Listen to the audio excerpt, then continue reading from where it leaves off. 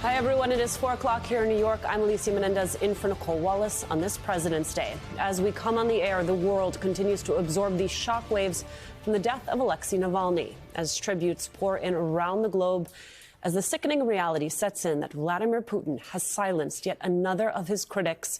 The world seemingly stands united in their grief and their outrage at the injustice and the certainty that Navalny would still be alive but for Vladimir Putin.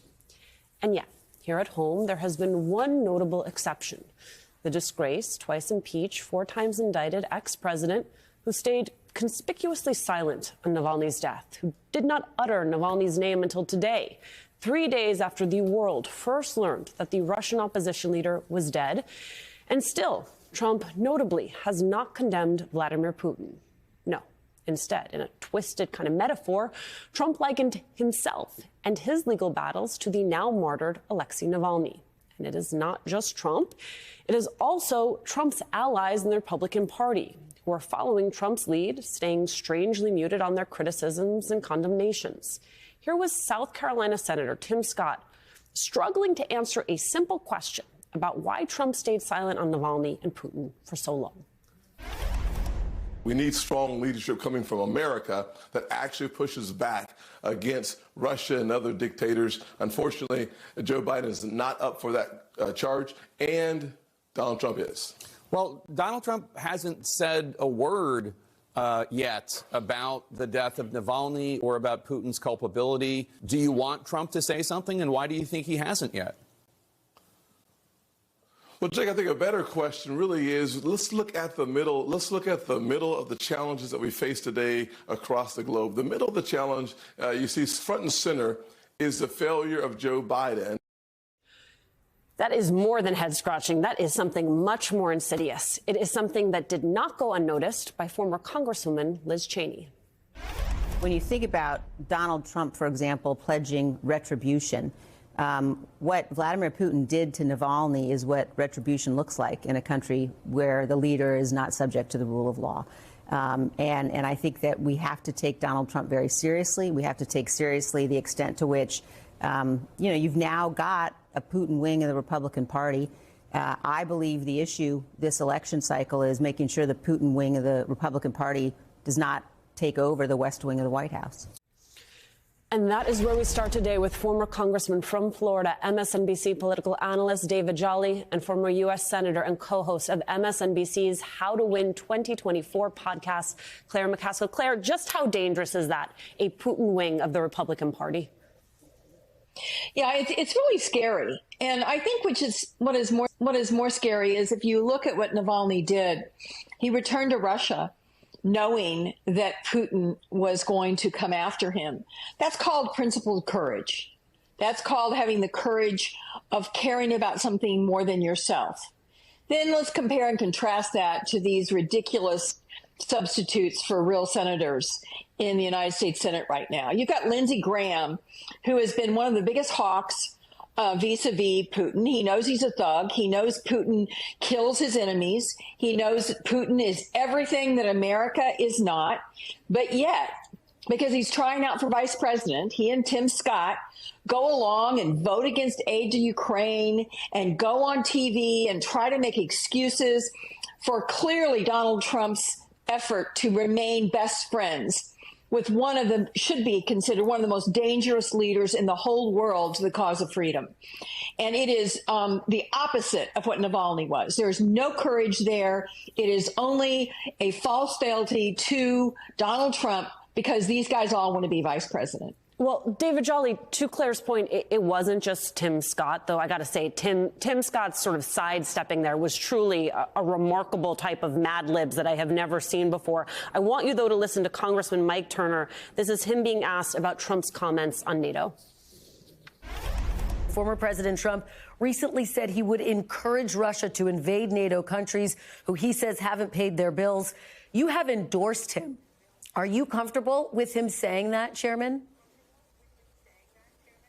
Well, this is what I know. When Donald Trump was president, he actually increased funding to NATO itself. The words that he said this week, he said, I would encourage them, Russia, to do whatever the heck they wanted. You got to pay. You got to pay your bills. Are you comfortable with that? This is what I know. Donald Trump's political rallies don't really translate into Donald Trump's actual policies. Except the problem is, David, often they do. Yeah, Alicia, because the leader has followers. And I think there's a unique shamefulness to see Mike Turner, Tim Scott, Lindsey Graham, and others engage in this type of apologism, if you will, for their own political interest, to faceplant on the knee of Donald Trump. They do it very well, from Graham to Scott to Mike Turner to Elise Stefanik, name them. There's a unique shamefulness to it. I think what we also can't overlook, though, and this is a little bit in what we see from Mike Turner there, is the orthodoxy of the Republican Party has shifted over the decades. I don't believe the Republican Party today sees Russia as an adversary. I don't believe they see Vladimir Putin as uniquely evil. And that is a pivot from GOP orthodoxy. And I think what is so fascinating about that, as concerning as it is, sure, there are national security interests for the U.S. and the West to no longer see Donald Trump as an adversary, or see Vladimir Putin as an adversary, if Republicans take control or if Donald Trump ends up in the White House. The flip side of that coin is the embrace of American weakness. If you think about the challenge between the United States and Russia and the fall of the Soviet Union over the decades, it was about the strength of America and the contest of ideas to protect individual liberty, to defend democracy, to protect a republic. We championed that on the world stage, and that is why the contest was so strong and Russia was seen as an adversary. Today's Republican Party has embraced American weakness. They are okay looking the other way and giving equity to Vladimir Putin and Russia. And that's not just a pivot of orthodoxy. That's a new chapter of republicanism, this chapter of American weakness that they are willing to run on. Hopefully voters do see a distinction there. Help me understand, though, David, do you think of that embrace of that pivot as being just about Donald Trump, or are there different origins that I'm not seeing? Oh, I think it's the echo chamber. You can look at the Tucker Carlson interview and realize that so many, call them conservatives, MAGAs, whatever they are, receive that word from Tucker Carlson as though that really matters. And then you see the likes of House Republicans who are unwilling to legislate in the face of the threat. And so that's why the affirmation of the change of orthodoxy and the embrace of weakness is right in front of us. I think we've been duped into thinking this will all work out. Somehow the House will pass the aid package. Well, if they do, they will do it with a majority of Democratic votes, and they will do it with Republicans getting pulled across finish line. We should accept where they are today as their position on Russia, which is they are okay with Russia invading Ukraine. They are okay with a strengthening hand of Vladimir Putin, and they are okay with American weakness. That is today's Republican Party, and that is their orthodoxy. It is not just about fealty to Donald Trump. It's actually a pivot from where the party's been for decades. Well, Claire, I want to play for you something that Secretary Hillary Clinton had to say over the weekend at the Munich Security Conference, and we'll talk about it on the other side. The obvious point to make about Donald Trump is take him literally and seriously. He means what he says. People did not take him literally and seriously in 2016. Now he is telling us what he intends to do.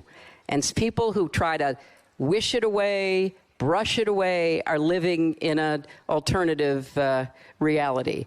He will do everything he can to become an absolute authoritarian leader if given the opportunity to do so. It's almost a perfect retort to that sound I played you earlier from Representative Turner, right, Claire? I want you to both talk about this concept that we have to take him both literally and seriously, and talk about how that then might apply to a wing of the Republican Party who, as David just said, this is now their orthodoxy. This is their belief as well. Yeah, and I think, all we have to do is think back to Helsinki, and that critical moment when Donald Trump came on the stage with Putin and basically told America, I believe this murderous thug who will kill anyone who disagrees with him more than I believe my own intelligence officials, who, by the way, are mostly veterans of our armed services, of our military. So he took the word of this guy against his own people. At that moment, something shifted. Like David said, something shifted in the orthodoxy of the presidency as it relates to Donald Trump and the Republican Party.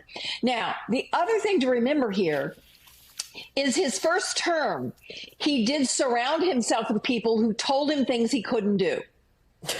I know many of them. Many of them told him that was a huge mistake he made in Helsinki, and he should not have done that. Bolton was there, and Kelly was there, and Mattis was there, and Milley was there, and you had Barr at the end, finally, walking away when Trump refused to accept that what he was doing was illegal and fraudulent in relation to the election.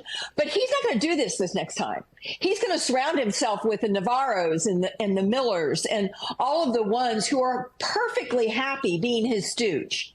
He will not take any guardrails this next time. So Hillary Clinton is, not surprisingly, 100% correct. We should take him at his word. He will probably do everything he can, including walking away from NATO.